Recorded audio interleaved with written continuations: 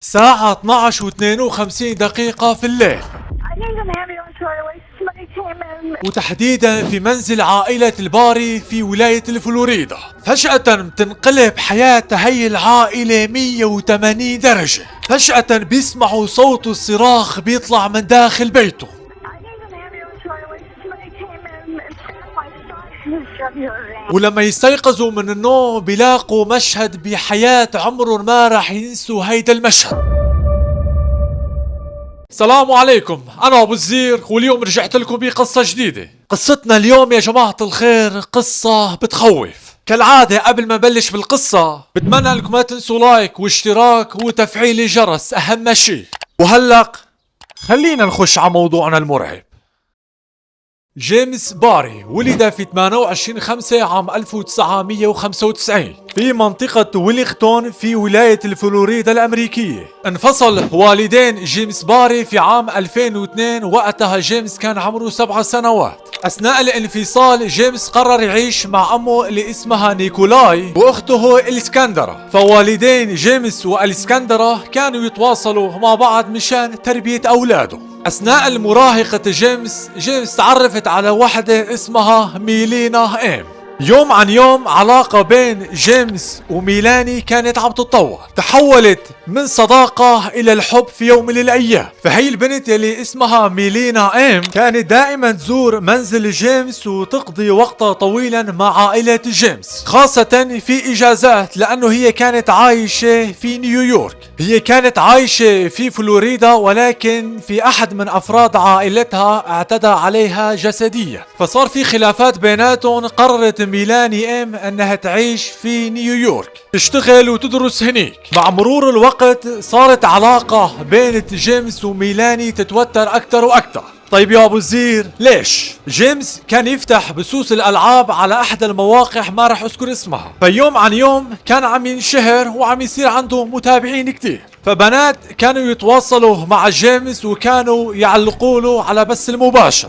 فميلاني إم كانت غار، يعني غيرة مو طبيعية، يعني بغار على جيمس بشكل مو طبيعي. المهم في 17/11 عام 2016 في منتصف الليل، وتحديدا الساعة 12 و52 دقيقة، بهي الليلة يا جماعة الخير جيف اللي هو صديقه لجيمس المقرب كان نايم عندهم هو وأمه نيكولاي وأخته الإسكندرة. فجأة بيسمعوا صوت الصراخ بيطلع من داخل بيته، بيجفوا بأرضهم. وهيدا جيف فجأة بيسمع جيمس عم يناديله وعم بيقله جيف ساعدني، جيف ساعدني. جيف لما راح على غرفته لقى انه جيمس واقع على سريره وعم ينزل منه دم.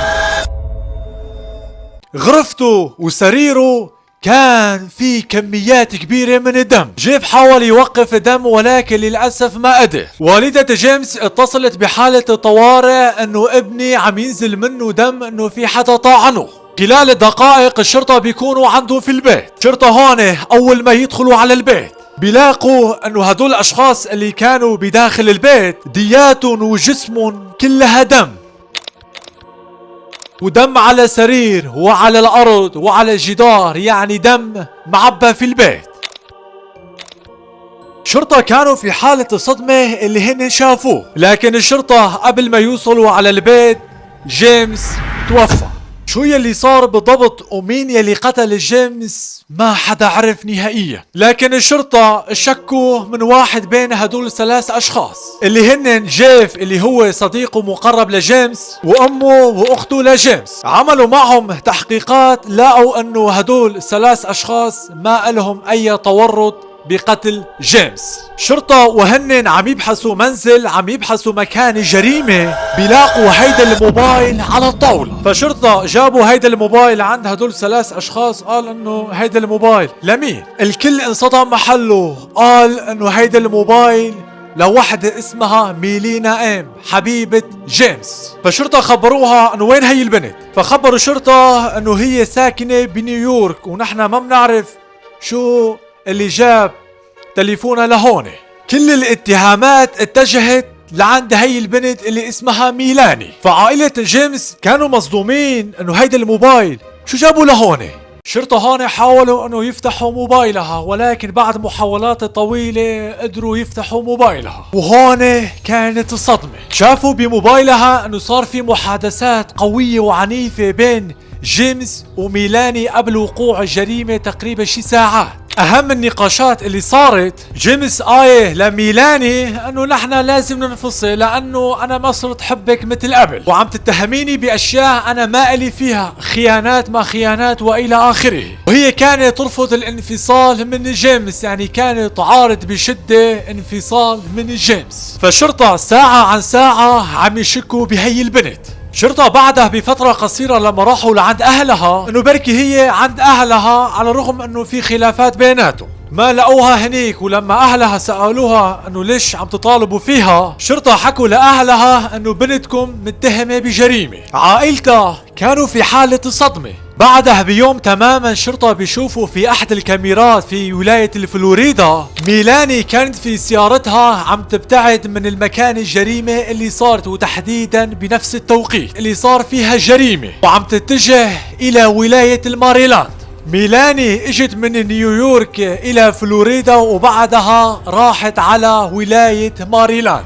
شو اللي جابت ميلاني من مدينة نيويورك الى ولاية الفلوريدا بهيدا التوقيت ما حدا عرف. فيعني الشرطة يعني شبه متأكدين انه هي بنت وراء هي جريمة. بعدها بيومين الشرطة بيطلقوا مكالمة من ابناء عمومتها لميلاني انه ميلاني عندي بالبيت في ولاية الفلوريدا وتحديدا بهي المنطقة. طبعا هيدا الشخص حكى مع الشرطة بالسر بدون ما هي تعرف، لانه هيدا الشخص عرف انه الشرطة عم يدوروا على ميلاني فراح بلغ الشرطة. فبيصير في تعاون بين شرطة ولاية فلوريدا وشرطة ولاية ماريلاند.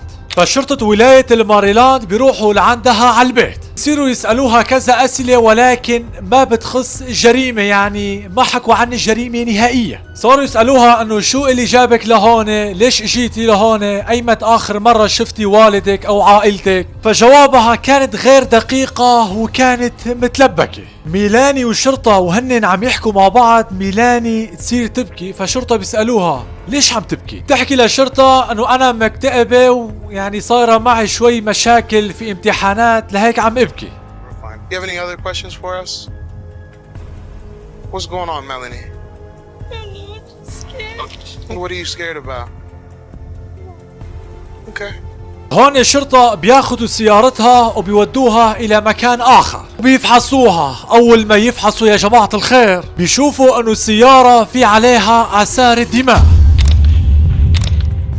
وعلى ثيابها وعلى حذاء اللي هي كانت لابسها. كانت تاركة حذاءها ولباسها بداخل السيارة، يعني كانت مبدلة ثيابها. ولما شرطة اخذوا بصماتها وبصمات الحذاء والآثار الدماء اللي كانت على السيارة وراحوا اتطابقوا على مكان الجريمة، لقوا انه تطابق 100%.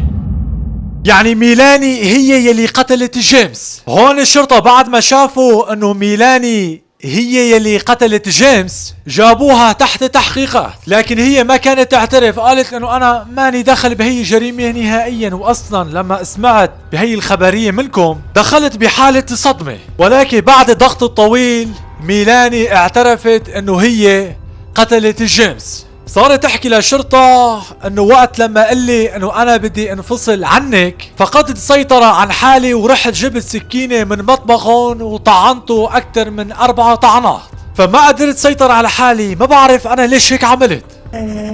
So it didn't mean to. It's like I lost control in my mind, and I didn't want that to happen. I'm not like that.